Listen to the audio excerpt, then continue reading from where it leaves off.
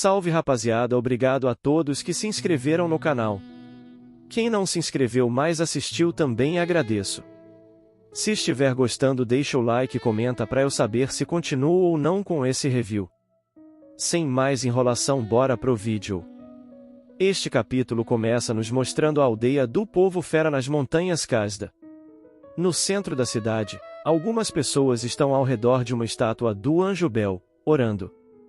Nosso protagonista e a tigrinha estão disfarçados de moita, espreitando pela cidade.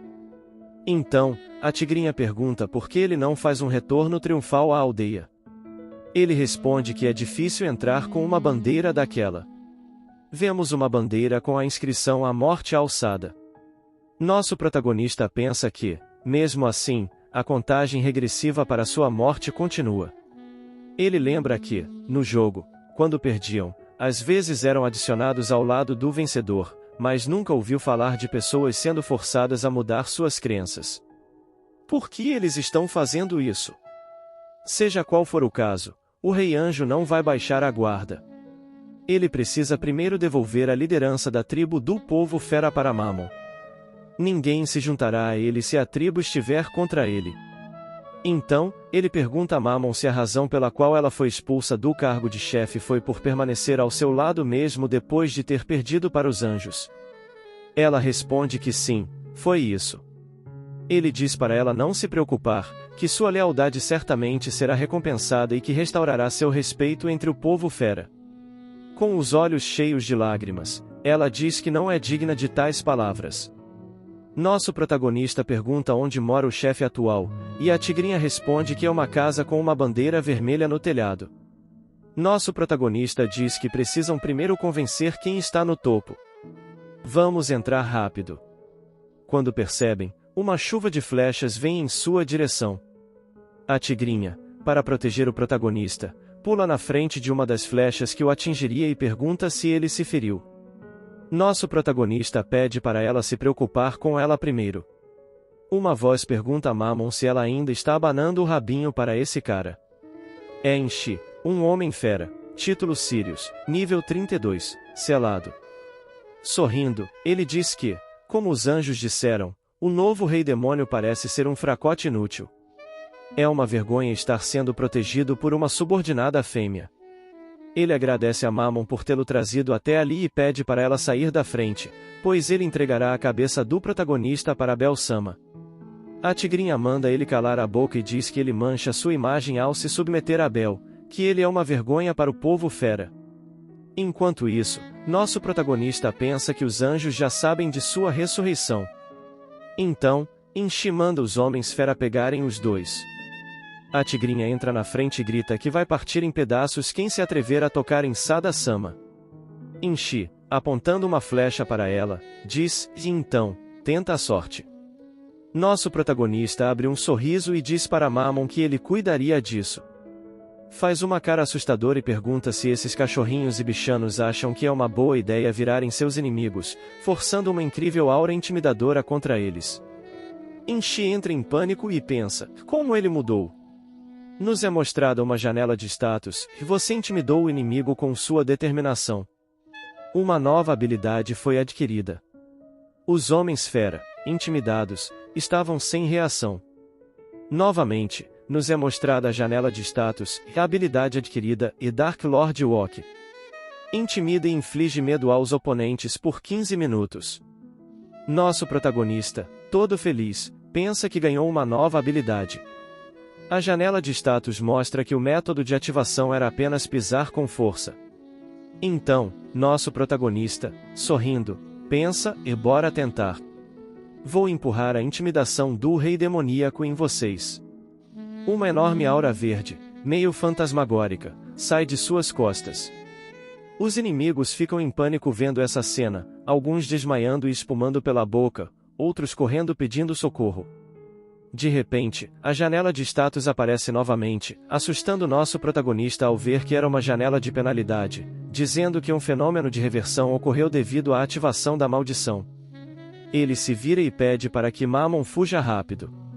Ela, sem entender nada, pergunta por quê.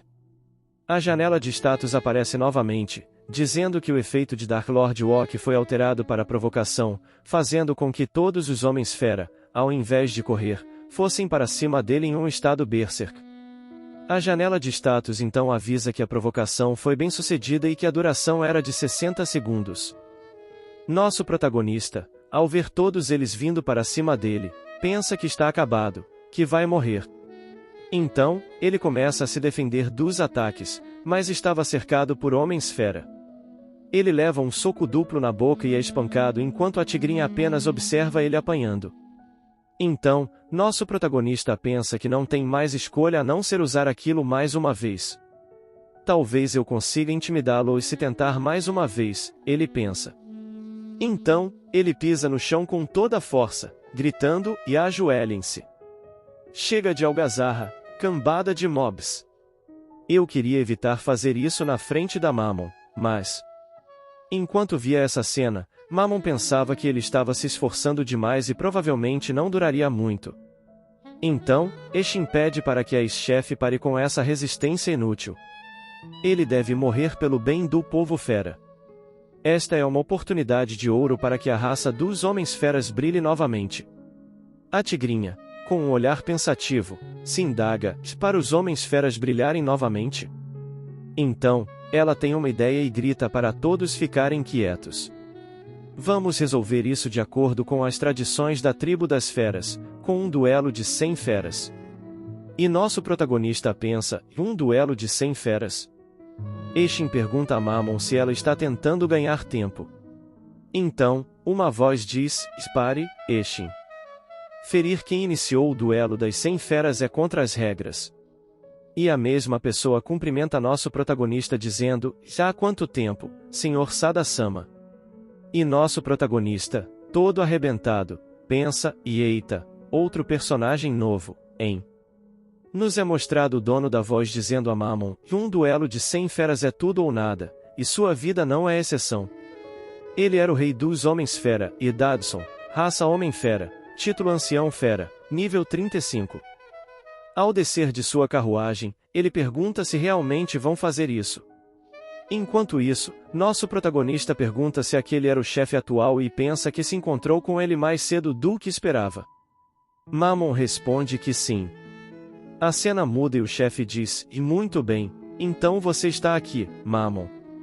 E Eshin, apontando para o outro lado, diz, e ela está ali, bem ali. Nosso protagonista e Mammon ficam confusos, sem entender. Então, o chefe macaco diz que já sabia e que estava apenas testando, deixando todos perplexos. Nosso protagonista então diz ao chefe que ele age como se já estivesse tudo certo, mas que Mammon está ferida, e se forem lutar, precisam esperar ela se recuperar. Enquanto o chefe olha para ele com uma expressão estranha, Eshin pergunta por que eles deveriam ouvir o protagonista, já que foram eles que desafiaram para um duelo de 100 feras para início de conversa. Então, o chefe rapidamente arremessa um frasco dizendo, que é remédio, toma. Nosso protagonista agradece ao velhote e se pergunta se ele está tramando algo ao concordar com esse duelo e até dar esse remédio. Mas, seja qual for o caso, eles não têm escolha a não ser lutar. Ele diz para Mammon aguentar um pouco enquanto retira a flecha do ombro dela. Preso em seus pensamentos, nosso protagonista lembra que um duelo de 100 feras é o ritual mais importante da tribo dos Homens-Feras. É usado para decidir qualquer coisa, desde disputas por parceiros até a posição de chefe da tribo, e que não há outra forma de ganhar o reconhecimento do povo fera. Enquanto despeja o remédio sobre o ombro de Mammon, ele percebe que, com o cheiro de sangue, está cada vez mais difícil acreditar que este é um mundo de jogo. Mas, em qualquer mundo, é preciso lutar para sobreviver. Mammon diz para Sada-sama fugir enquanto ela os distrai. Ela diz, com todo respeito, senhor, você não vai conseguir vencer no estado atual, e eu serei apenas um fardo com este ferimento. Por isso, se eu tiver que arriscar minha vida, arriscarei para proteger o senhor. Então, ela olha para o protagonista com um olhar romântico, que o deixa envergonhado. Mas logo em seguida ele quebra o clima puxando suas bochechas e dizendo, pare de besteira, eu não posso deixar você para trás e fugir. Afinal, eu já fui o jogador mais forte, o qual derrotou o mais forte de cada uma das raças. Então, fazendo uma cara de Jojo, ele diz para ela relaxar, que ele não vai perder e que já descobriu a fraqueza dos Homens-Feras. Mammon, fã número 1, começa a elogiar ele, dizendo, como esperado do Sada-sama, já sei que vamos vencer só de deslumbrar seu olhar de confiança. Sério, esse autor gosta muito de Jojo, não é possível. Cortando o barato dos dois, o chefe bate seu cajado no chão e diz, vamos começar com o duelo das 100 feras. Nosso protagonista, olhando para eles, pensava que precisa se acostumar o mais rápido possível a lutar. E então somos levados para a arena. O chefe do povo fera dizia, usamos o duelo das 100 feras toda vez que precisamos decidir algo importante. Os desafiantes irão enfrentar 3 unidades, do mar, da terra e do ar. O tipo de batalha é completamente escolha do desafiado. Se os desafiantes vencerem, seus desejos serão cumpridos, e o fim nem sempre dependerá de vida ou morte. A tigrinha olha para o protagonista e diz que ele parece estar confiante, enquanto ele esbanjava um belo sorriso despreocupado em seu rosto. Então ele diz que as regras continuam as mesmas de sempre, se ele se lembra bem, o primeiro será o Sombra. Mas ao mesmo tempo o chefe grita o nome à banda, pedindo para que venha. Nosso protagonista, ao perceber que não é o Sombra, fica em choque. Então, o chefe anuncia que o representante da unidade Terra, Banda, adentra a arena. E vemos uma enorme sombra de fera atrás dos dois. Nosso protagonista pensa, e eita, porra! Então, Banda, com um olhar sanguinário, diz, vamos ter uma boa luta. E nos é mostrado que ele é Banda, Homem-Fera, título Rei da Força Bruta, nível 28. Nosso protagonista entra em modo Jojo, gritando em seus pensamentos que era para ser o Sombra da unidade Lobos da Noite. Que merda aconteceu? Banda, olhando para eles, diz, vamos ter uma luta divertida. Enquanto o chefe anuncia que a primeira rodada é uma luta de queda de braço. Nosso protagonista já está até agarrando Mammon, imaginando que dessa vez deu ruim, enquanto pergunta para ela, e não era para ser o Sombra o representante da Terra? Então, a Mammonzinha explica que o Sombra morreu heroicamente após lutar contra os anjos. Nosso protagonista pergunta sobre os anjos da unidade do ar e Vaca da unidade da água. Mammon responde que todos eles tiveram o mesmo fim. Nosso protagonista se lembra que se passaram 100 anos nesse mundo e que suas informações privilegiadas não serão mais úteis aqui. O chefe bate seu cajado no chão várias vezes, pedindo para os dois lados se prepararem. Uma mesa de pedra e raízes começa a se formar no centro da arena, com o protagonista e a Mammon posicionados em frente àquele elefante gigante. Nosso protagonista pensa que os Homens-Fera estão com seus poderes selados, então a força deles não deve ser tão diferente assim. Mas só de olhar melhor, ele percebe que esse brutamontes poderia segurar 10 dele da Mammon em cada braço sem sofrer. Fazendo aquela cara de Jojo, ele começa a imaginar as lápides deles. Então, a Mammonzinha pergunta se o mestre lembra do plano que ela mencionou mais cedo. Ele pensa que sim, não há outra opção a não ser fugir. Lutar aqui resultaria apenas em derrota. Mas, enquanto ele pensava, Mammon e o elefantão se preparam para começar o duelo. Mas como todo bom herói, ele chega na hora certa e segura o braço do elefantão, fazendo com que a Mammonzinha fique toda coradinha em seus braços. Está pintando um clima, hein, rapaziada? O que vocês acham? Deixem nos comentários para eu saber. Sorrindo, nosso protagonista diz, Mammon, o plano era eu lutar em seu lugar, não é? Enquanto pensa que, se ele fugir aqui, sentirá que terá que fugir para sempre. Banda, usando sua força, diz, interessante, pensar que o Rei Demônio em pessoa viria me enfrentar. Enquanto isso, Inchi estava dizendo ao chefe que isso era perda de tempo. Enquanto o Rei Macaco perguntava ao Banda se tinha alguma objeção pela substituição. Fazendo uma enorme força, Banda rapidamente diz, e sem objeções, gostei. Então, o Rei Macaco grita, comecem. Mano, eles estavam fazendo toda essa força e nem tinham começado. Nosso protagonista pensa que ele foi foda agora, mas que seu braço já está quase quebrando. Então, aparece aquela velha janela de status vermelha, dizendo que um ataque externo foi detectado e se ele deseja ativar a petrificação. Nosso protagonista pensa que é isso, ele ainda pode ativar a petrificação. Então, forçando, ele pensa, e vamos, eu não consigo segurar mais. E a janela de status azul aparece, dizendo que a petrificação foi iniciada com duração de 10 segundos. Nosso protagonista, se esforçando ao máximo para aguentar, pensa que está devagar demais, precisa ir mais rápido. Vemos ele e o Banda dando tudo de si nessa linda imagem.